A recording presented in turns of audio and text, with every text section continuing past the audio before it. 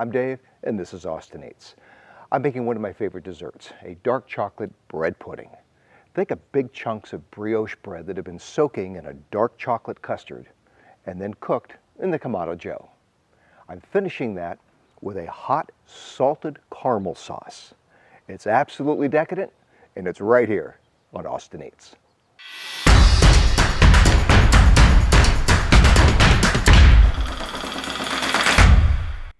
I cut up a 1-pound loaf of brioche bread and toasted it in the oven at 250 until it was just dried out. Then I chopped up all of my nice dark chocolate and then heated up some heavy cream with a little bit of milk. Don't want to get this too hot, just a good simmer. When that's ready, I'm going to pour it over the chocolate and just let it sit for a few minutes until that chocolate melts. While that's waiting, I'm going to whip up some eggs, some sugar, vanilla extract, a little salt, and some cocoa powder. Give that a good stir.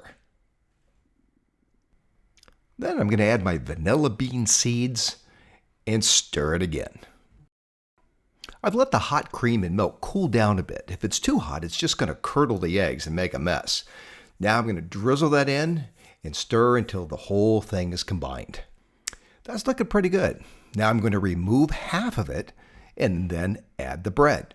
And then gently toss the bread until it's completely covered with chocolate. You want to be gentle not to tear the bread. Now that looks pretty good. Now I'm going to put that into my fry pan and then pour over the other half of the chocolate custard. Then I'm just going to let this sit. I want it to rest for about 30 minutes and just make sure it soaks up all of that chocolate before I get cooking. 30 minutes later, I'm going to top it with some chopped pecans, and it's time to light the barbecue.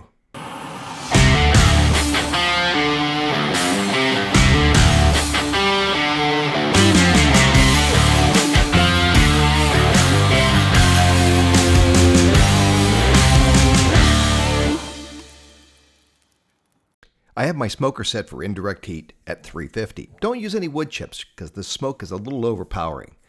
You could also cook this in the oven at 350, and instructions are down below. Time to make the caramel sauce. So this is nothing more than a bunch of sugar that I'm heating over a medium-low heat until it dissolves. It starts by getting a little bit clumpy at first, and then it actually melts. And when it's completely melted, I'm going to add the butter.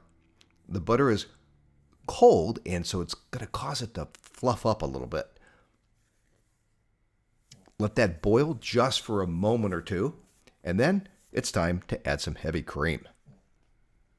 Stir that in, and then remove it from the heat and add the salt. It's important to let this cool for just a couple of minutes before serving because it is hot, but it does produce an incredible caramel sauce. This is one of my favorite desserts. Hey, if you like the video, let me know, and please subscribe. I've got new videos coming up several times a week. Thanks for watching. See you next time on Austin Eats.